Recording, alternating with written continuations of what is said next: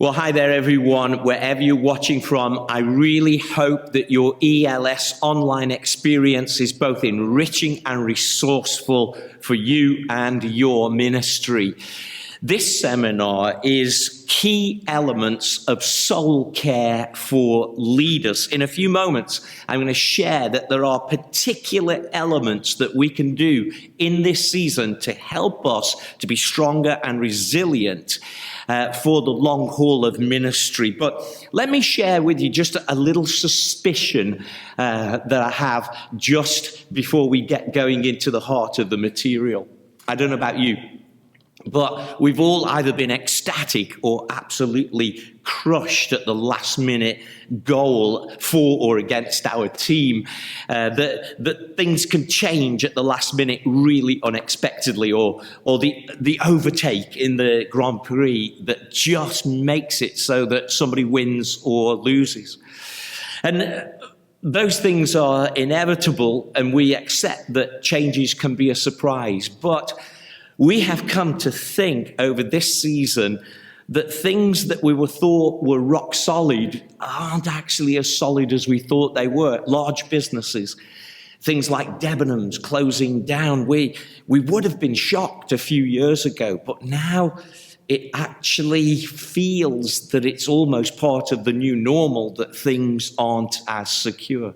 And this is the suspicion that I have, is that many leaders are suspecting that their own ministry might fall at the last hurdle, or some form of their ministry may not make it into the new reality that we're all facing. And I'm not talking morally, although that's always a danger, that we need to be careful in those areas, but we're all concerned about whether our particular form of ministry will actually survive and thrive and be fruitful into the next season.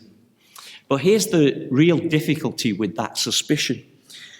We're coming to realize that this season is not coming to an end soon, or as soon as we thought. In fact, things are going to drag on, and the effects of what's happened during the pandemic is going to drag on way into the future anyway.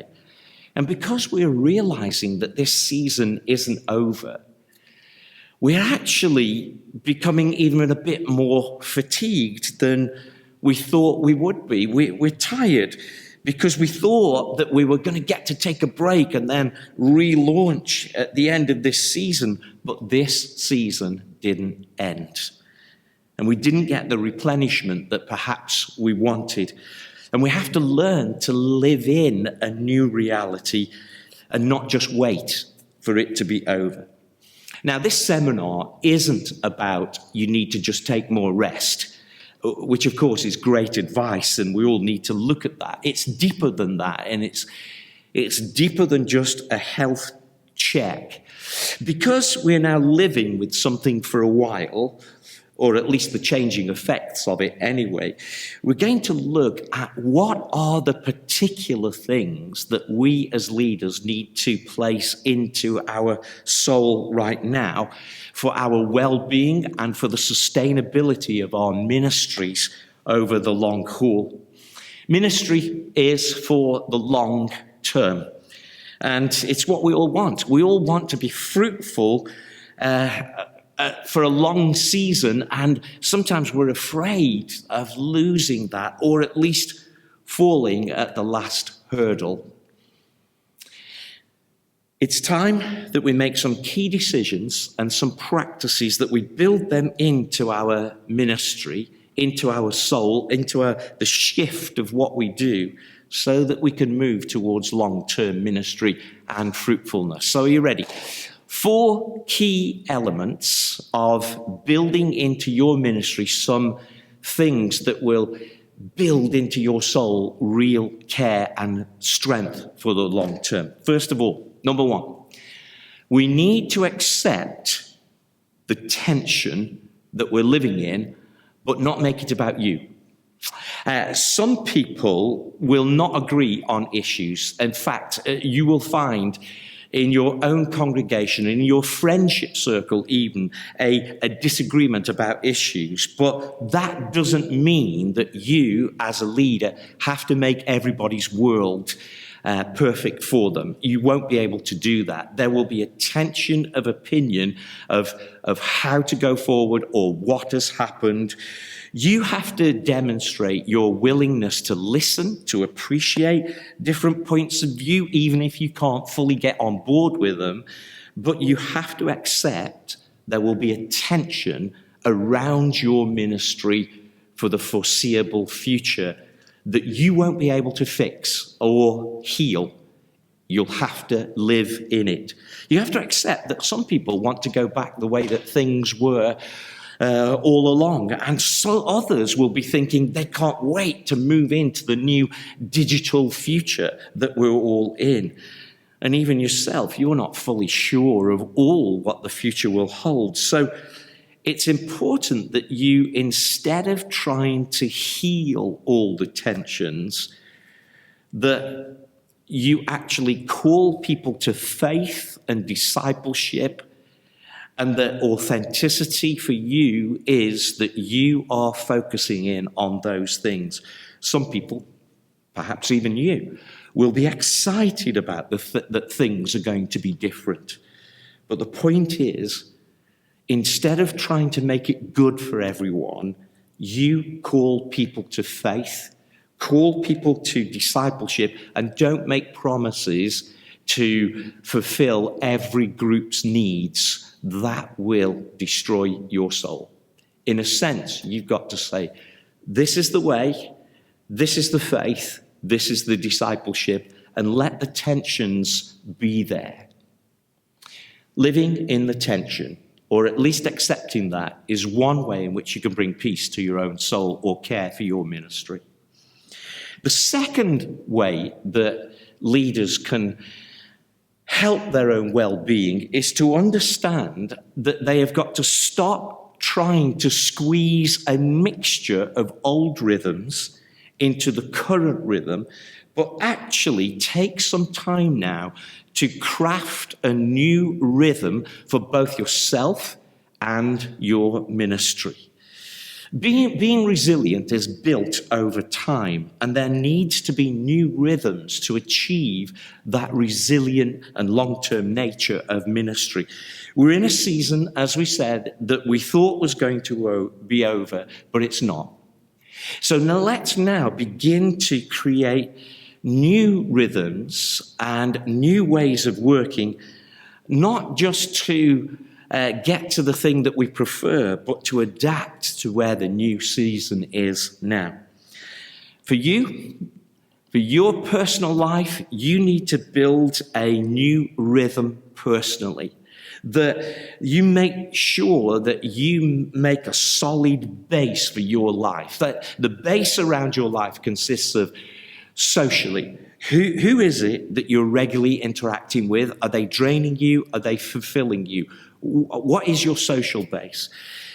Physically, how are you caring for yourself? How is your body and your physical well-being? Are you taking care of your health? That's a base to form a new rhythm personally. Emotionally, who do you process with? Who do you get to talk things out with? Who do you get to release or to intake with? Emotionally, how are you processing? That's a way of creating a solid base. And strategically, what are you learning? Where are you going? If you create a base of socially, physically, emotionally, and strategically, and you create that base around your life, then you can come to a new rhythm for you personally.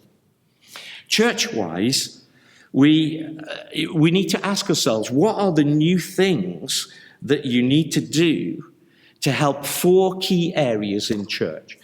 To create a church rhythm, first of all, you need to create rhythms that help people to connect. Connection is really important in this season. So what is it in your church ministry that causes connection?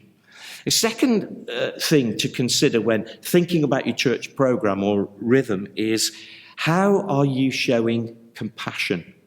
In what way does the community around you appreciate and know that your church is there? Connection and compassion are really important.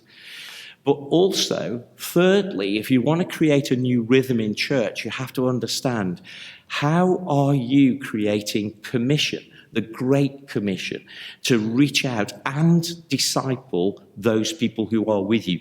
Outreach and in-reach of discipleship to the people in our churches and around us. And finally, if we're going to create a new church rhythm, we need to think of how we are caring. In this season, we are going to have to take a slower pace than perhaps we wanted to and begin to care for those people who are in our churches who may have lost things. So, 4 things to help a church rhythm. What's your connection like? What's your compassion like? What's your commission like? And what is your care like? It's really important that we create these new rhythms, both personally and church-wise. So first of all, if you're going to build a strong leadership soul, understand that the tensions that are around you are not about you. Secondly, you are going to have to create some new rhythms. But thirdly, and let me say that this probably is the heart of this seminar. Thirdly, very importantly, a key thing to protect in your well-being and your inner soul is that you as a leader go back to your original calling of what God said to you in the first place. Now, I've got some friends who have made some testimonies, some amazing testimonies. Shireen is going to talk to you about a significant person who helped her with her calling. And Jason's going to talk about significant provision that spoke into his calling. And Harold is going to make a real case for the significant presence of what spoke into his calling. Let's have a look at these great leaders and the way that God called them. Hi, my name is Shireen and I'm the Associate Pastor at Coventry Elim. My call to become a pastor came at a time where I had been saying to God, what is it that you want me to be doing? I knew that it wasn't the job that I had loved. I was really clear that he was calling me out of that and into something new, but I didn't know what the new thing was, and I needed God to be really clear about it. So I intentionally made some space to seek his face and to explore my options. So I started working part-time rather than full-time. And during that period, I just felt that God had placed the desire in my heart to use my skills and my talents and my abilities, what he had given me, to serve him and serve my local church more. I even journaled at one point how much it would be great to work at church, but it wasn't a reality in my mind. Then one day, my senior pastor, Duncan Clark, called me into his office for a chat. That wasn't unusual. I didn't think anything of it. I was an elder at the time, so having a chat with a senior pastor was fine. But it did turn out to be an unusual conversation. He looked at me and he said, I feel prompted by God to ask you if you have ever considered becoming a pastor. In that moment, I remembered all the times that it had been prophesied and spoken over me. But the reality is that I had seen church leadership done badly in the past, so I didn't want a part of it. In fact, I ran really far from it. And even being an elder was a really huge step in that journey.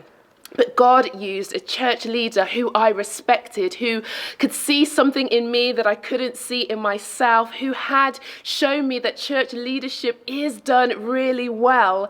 He used him to confirm his call on my life. So after praying about it and talking to my husband, 2 months after that conversation, I started taking steps towards becoming an Elim minister in training. It was in 1990 that my wife and myself became Christians, and we started to serve at the Blackpool Christian Centre. After 6 months, I remember my wife was more involved than me, but I remember looking to pay a phone bill. And as I was looking through the paperwork, I saw an application, and as I looked closer, it said Elim Bible College.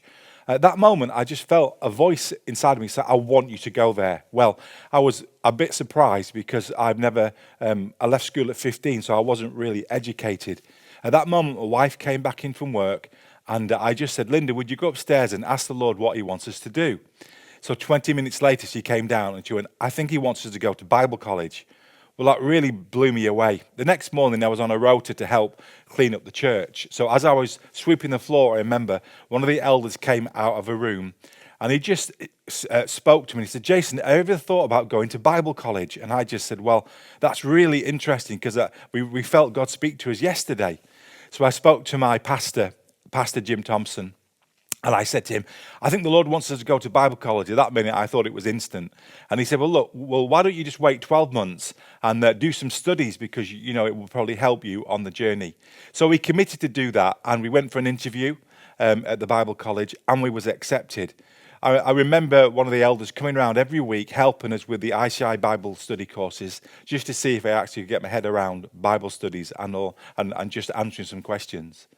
But there was about a week to go before we would actually need to be at Bible college, but we needed the money to go. And Linda Gracie said, let's put our house on the market, and we couldn't sell the home, so we never had any money to go. At that time, Linda actually packed in a job, and I was ready also to quit mine. And it was a week to go, and we were saying, we're sure that this is the Lord, but we've got no money. We need several thousands of pounds to go. And I remember we were praying together, and then a knock comes on the door. It was 3 days to go before the Friday where we need to go there to Bible college with our 2 children and all our possessions, which actually only got into one car. A knock came on the door. We opened the door, and it was one of the leaders of the church. And he said, can I come in? And he said, the Lord has been speaking to him, and he wants to pay for the first year of Bible college. Well, we were nearly fainted. So at that, and on that next day, Linda was going to the shop, met one of her friends that she never saw for years. In that conversation, her friend was looking to rent a property. So on the Friday morning that we needed to go to Bible college, not only did we have the money, but Linda's friend was moving into our house to rent it. And the rest is history. And after 3 years at Bible college, we was assigned to our first church in Bewdley. Hi, I'm Harold. I'm the senior minister at Enriching International Church. In 1997, I was working as a geologist, and the audible voice of God spoke to me and said I should get ready to resign. And he just called me to leave that. In 2 months, I met a friend. And as I preached for him, it turned out to be an Elim church in Ghana. And that's where the Lord began to connect my path with Elim. 2.5 years after that, April 2000, I felt the Holy Spirit say to me, it's time to come to England. And I followed the direction of the Lord, came to England, again with an open mind, open heart. And I had friends in Ipswich, visited them, visited the church. And there our paths crossed with the senior minister, Steve Huntley, and he gave me an opportunity to minister. And the glory of God just touched the church. And after that, I was invited to join the team. I've been serving here since 2000, May 2000. And God has helped us to see all kinds of things over the years. Served under 2 senior ministers, Steve Huntley and Mick Reynolds, almost a period of 12 years. And I've been leading the team since 2012. We've seen all kinds of things happen. But in all of this, having a sense of knowing that we're in the center of God's will has kept us. So even in times of COVID, although there were opportunities and there are many challenges, the sense of knowing we're in the center of God's will, one, his audible voice, the inner voice, the clear word of the Lord from Scripture, assured us stay in this place, has kept me going. So I encourage you, if the word of the Lord comes to you, hold on to that. It will keep you through thick and thin. And that is what has kept me personally, kept my mind, kept my heart, and I've doubted it. I've always gone back to the word of the Lord, and that has kept us going. And we're looking forward to see disciples made, leaders developed, grown churches, and just reach nations for God's glory. Amen. There are some amazing testimonies, aren't there, of how God called those people a significant person, significant provision, and significant presence. What is your recollection of your calling? It's really important that you go back to what God said to you about your life and remember your calling. Remember why you got into this idea of ministry in the first place. Perhaps journal it down. It would be a great exercise for you to actually take some notes and say, the reason why I am in ministry is, and write down so you can read what your calling was about. It might be dramatic, it might be through the encouragement of others, but remembering is really important about our calling. We also need to refresh our call, that we in going back and remembering it, that we actually make it live again. We say, yeah, that's me, that's what I'm about. Refreshing our call is important, and maybe it's time in this season to refine our call. That where are you adding to that calling? What now? You look back and you think you were like that, and that was great. But now what has God put in you that's even more? And refine that calling to make it even sharper. Remember that Philippians chapter 1 verse 6 says, being confident of this, that he who began a good work in you will carry it on to completion until the day of Jesus Christ. God and your calling want to mesh together to create some strength in your soul. A key element of how to strengthen your soul, fourthly, is that we need to tap into our identity. Transition throws up lots of issues. And this season that we've been in, we could have all wasted it by just wishing it to be over. But this is actually a time for us to deepen our relationship with God. And this is a moment, this is the season to dig into that deeper relationship with God and become more defined as a leader. We have to think to ourselves, well, what is my identity as a person? So as well as living in the tension, and well as building new rhythms, and as well as remembering and refining our calling, it's time perhaps for us to also become a bit more self-aware of what our identity is as a person.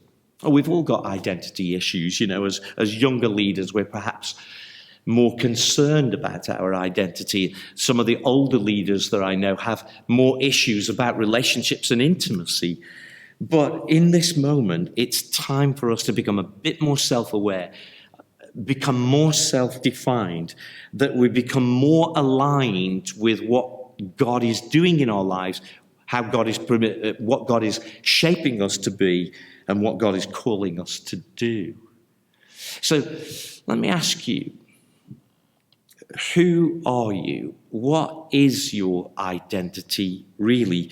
Can you accept you? Can you accept that some of the things you thought you were going to do when you were younger, you're not going to do those things, but you've come to peace with who you are now? I'm not talking complacency. I'm talking a sense of acceptance of the good things that God has placed in your life. Can you take responsibility for you? That you can not be blaming everybody else why you are the way you are, but you can begin to say, God, I'm on a journey with you, and I am pressing into what you're saying that I can be. Yes, learning from people. Yes, receiving from people. But actually putting your roots deeply into where God is taking you. One of the ways that you can press into this identity is to make an honest assessment and estimation of your strengths and weaknesses. And what happens to all of us is that we tend to either overplay them, and that becomes pride, or we underplay them, and that becomes a false humility. And I want to say to you, stop playing down your strengths, but celebrate them and live in them and love them. And stop playing up your weaknesses. It only creates an atmosphere around your life where people can't trust you because you're almost over vulnerable. Stop playing up your weaknesses. Of course, with friends and with mentors, of course, explore those weaknesses. And of course, we want to be vulnerable about them, but don't revel in them so that they actually don't help you. For your soul care, it's good to accept more of who you are and just admit it to yourself, who that person is. Let me bring some of this into land. Think of the worst leaders in the Bible. The ones who had high anointing and low character. You think of Saul or Samson, Ahab, to name but a few. The one thing that they had in common was they had no one to speak into their lives. You never see a council around these people, and they only listened to people who kind of reinforced what they were going to do anyway. They had no one to process their thoughts and lives with. A really important kind of caveat to these elements of soul care is that you need people to process things with. The real things inside of you. We'll never get to identity issues unless we can talk it out with trusted people around us. We need to get past this idea that opening up is a weakness. Of course, we don't open up to all and sundry, but opening up to trusted people is not a weakness. It will actually build your soul care. We need to let go of some of those older measurements of whether we're doing well. Maybe our churches are a little bit smaller, but perhaps they're more nimble. Perhaps we're more passionate for Jesus. Perhaps we're more able to reach the lost. We need to be okay with the fact that you won't convince everyone, but you will move your ministry into real life change and real discipleship.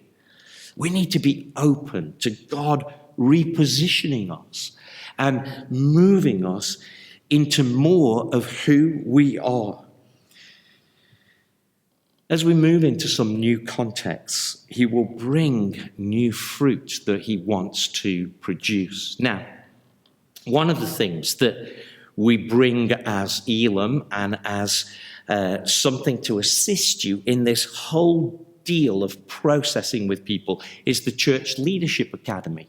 And one of the benefits of that whole program, and we just want to be really open about wanting you to come on it and to be a part of it. One of the real benefits of that program is you get to process with other people about your ministry.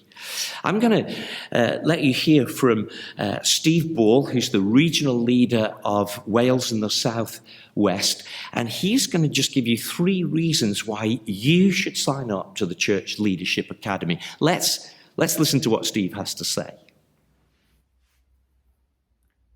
Hello, my name is Steve Ball, and I've been asked to share with you 3 reasons why I think you and your leadership team should consider being part of the next Church Leadership Academy, or CLA as we call it. The first reason is just the value of spending 2 days on 4 occasions spread over 2 years away with your key leaders and leadership teams, discussing, planning, strategizing, dreaming, praying about the future of your church and what that looks like. I think that would be incredibly difficult to create back home in the home church setting with all the day-to-day demands of ministry and family. So having this opportunity to come away and share uncluttered, focused time on these things is really helpful. The second reason that I think you should consider being part of the CLA is the fact that this is a learning community. You're not on your own as a leadership team doing this. You are doing it together with other churches and other leadership teams, and there's a great benefit in learning together on this journey. Friendships are formed and existing friendships are strengthened, and that is really helpful going forward. My third reason for asking you to consider the Church Leadership Academy is just that sense of accountability. The format of it, as I've explained, over 2 years with 6 months between each meeting, really gives us the opportunity to not just plan some things, but to put them into action before we meet again. And I think that's what sets it apart from a normal conference where you might hear some good things, but then go away and not put them into practice. Our aim here is to actually translate intention into reality. And I think that makes it a really positive thing. So those are my reasons. There may well be others as well, but I trust that's encouraged you, and I look forward to seeing you at a forthcoming Church Leadership Academy. God bless you. Well, thank you for listening, and thank you for being with us today. Soul care. The care of the inner you has key elements, and there's lots of general advice about well-being. But if you're going to really care for your soul, learn to live in some tension. Take that tension to God and find strength in Him, find strength in the people who love you and can support you and encourage you. Learn to live in the tension. Secondly, you are going to have to create some new rhythms. Stop trying to squeeze your life as a mixture of the old and new, but now, both personally and as church, create some new rhythms around your life and ministry, even if that means changing some things. Let's dig into our calling, into the reason why we got into this whole thing of ministry in the first place. Let's celebrate and revisit the things that God spoke to us. Dig into your calling, because it's your calling that will keep your heart strong and straight. And perhaps it's time right now to go back and begin to accept the precious thing that God is developing us into, that our identity is not always something to wrestle with, but something now to walk in, to be responsible for. But also, as you think around your whole idea of soul care, let's live life with others. Let's allow some people in our lives who can speak into and we can receive from. In all of our vulnerabilities, in all of our strengths, let's have people who both celebrate us, and let's have people who might also shape us. It's great to share a few thoughts with you today, and I pray that ELS Online is an enriching and great experience for you. God bless you, and have a great rest of this conference.